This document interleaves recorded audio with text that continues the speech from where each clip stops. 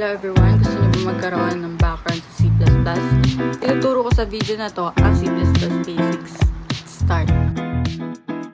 Ang content ng video ko is number 1, structure of C++ program, number 2, variables and data types, and number 3, input and output.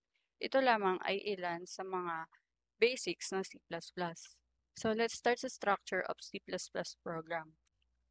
Ayan, ang unang-unang makikita natin pag open natin is include IOStream. It is the header file. This includes the input and output stream library. So, yung include IOStream, siya yung nagpo-provide ng functionality sa ating input and output. Tinetel niya yung compiler na i-include yung ating input and output para magamit natin yung cout at cin. At ayun ay malalaman natin kung ano sila mamaya. Number 2, yung using namespace std.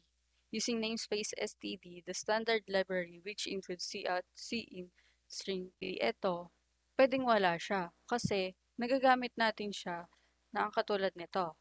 Ganyan. Kahit pa ganyan yung ilagay natin at wala yung using namespace std, magpiprint pa rin siya. Pero pwede din natin siyang gamitin ganito. Using namespace. At tatanggalin natin to. Which is, mas malinis yung code nyo. Try natin siyang i-run. Ayan, nag-print pa rin siya. Basically, pinapayagan niya lang tayo na isulat yung cout para maging malinis yung code natin. So, dito naman tayo kay int main. Main function where program execution starts. Sa int main, lahat nagsisimula ng program natin. Makakita tayo dyan ng open and close curly brackets, which is nagsasabi kung saan tayo magsisimula ng code at kung saan dapat nagtatapos yung code natin. Diyan nakapaloob yung ating mga i-run na program. Sa number 4, return 0. Ends the program and return 0, indicating success. Kung sa int main, doon tayo nagsisimula. Yung return 0, siya yung nagsasabi kung successful ba yung code mo. Pag hindi siya nag-return to 0, ibig sabihin, may error siya. Dito naman tayo sa data types and variables. Data types tell the compiler what kind of a data variable holds. Meron tayong 6 na data types. Int, float, double, char, string, at boolean. Sila yung mga storage na paglalagyan natin ng data for the whole program. Sa int, whole numbers yung ini-store niya. Sa float and double, parehas lang sila. Pero ang pinagkaiba nila, si float, iisang decimal number lang yung hinuhold niya. Mali ako dito, dapat 1 decimal point lang yan. Si double, kahit gaano karaming decimal point yung ilagay mo dyan, basta double yung ginamit mo, pwede siya. Si char, ang hinuhold naman niya is single character lang na nakapaloob sa single quotation mark din. Dahil kapag di mo siya pinaloob doon, maaaring malito yung program mo. So, next is yung string. Si string naman, naghahawak siya ng text or statements. Doon, pwede ka maglagay na kahit gaano kahabang word or sentence, basta string yung gagamitin mo. And lastly, yung boolean. It's simply a true or false. Dito naman tayo kay variables. Variables are used to store data. Variables are named containers that store data in memory. You can create, assign, and use them in your program. Si variables ay yung mga tinatawag mo sa whole program mo na nakapaloob sa data types. Kunwari, example, ito, int age. Si int, siya yung data type mo, which is ang hinahawakan niya is whole number. Si age, di ba, is a whole number lang. Siya yung pangalan ng variable. Pwede mo siyang pakalanan kahit anong gusto mo. It's up to you. Basta, connected siya dun sa niraran mong program para di ka malito. Next example is string. Si string, ang hinahawakan niya is text. Siya yung data type. Name, siya yung name yung variable name natin. Sabi ko nga sa inyo, pwede niyo siyang pangalanan ng kahit ano, basta hindi kayo malilito. Next, input and output. Sa input muna tayo. Cin stands for character input and takes input from the user. Pagka nakakita kayo ng C-in, ibig sabihin nun, input siya. Hinahayaan nyo yung user na siya yung maglagay ng data doon sa code nyo. Ganito yung makikita nyo minsan sa mga program. C-in, double greater than, at saka yung variable na hinihingi nyo. Ang tawag dito is exertion operator. Kinakailangan siya kada maglalagay ka ng C-in. Kasi hindi naman siya gagana kung wala yan. At ang pinakamahalaga sa lahat is yung semicolon. Kasi every line ng code, kailangan may ganyan. Dahil kahit sobrang liit na bagay niya, kailangan siya sa whole program. Dito naman tayo sa output. Cout stands for character output and sends data to the screen. Ito na yung nagpiprint tayo. Cout, kunwari, ayan, cout, enter your age. Yan.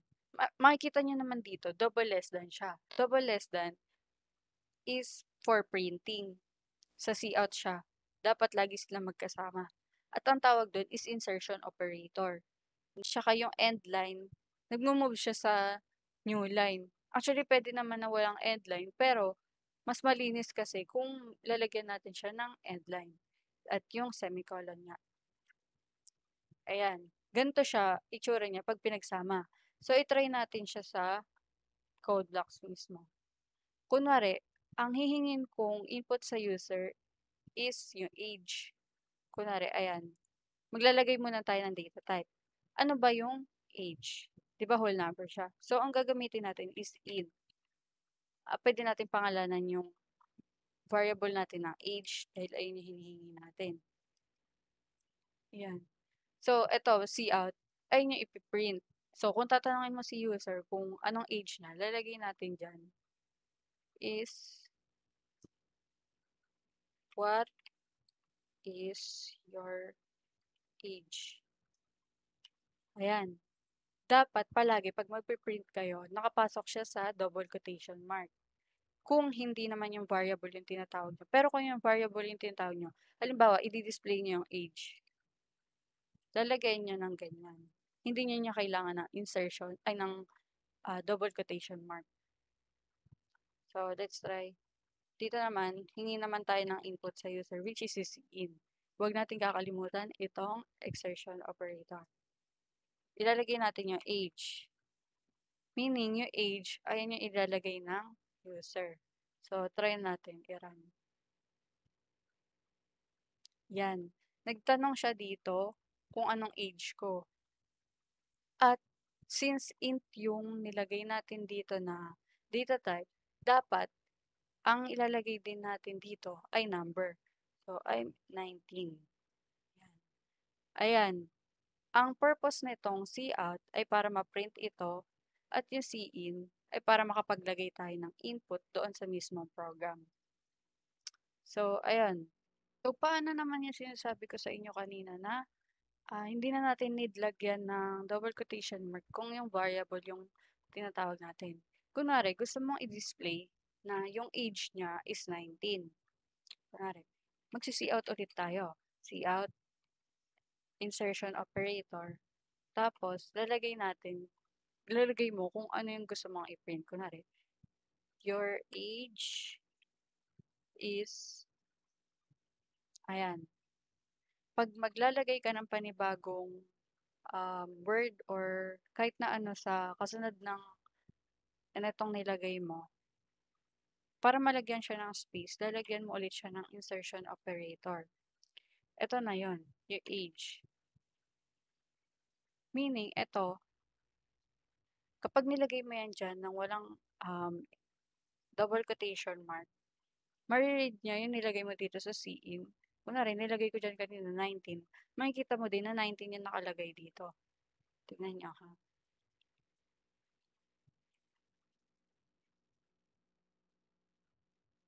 Run natin. Ayan. Since nag-print nga tayo dito ng cout, what is your age, ang unang-unang lalabas is what is your age.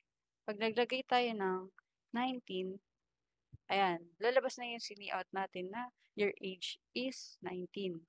Sabi ko sa inyo, Basta hindi niyo siya lalagyan ng ah, double quotation mark. Yung in-input niyo dito, yung madi-display dito. Kasi ganito yung mangyayari diyan. Kapag nilagyan niyo yan ng double quotation mark, ganito lang yung lalabas diyan. Kahit pa naglagay ka ng 19 diyan, ang lalabas lang yung word na age dahil nakapaloob nga siya sa double quotation mark. Ayan. So, ayun lang yung mga C++ basics na kaya kong ituro sa inyo ngayon. Sana na may natutunan kayo sa video na 'to. Thank you everyone.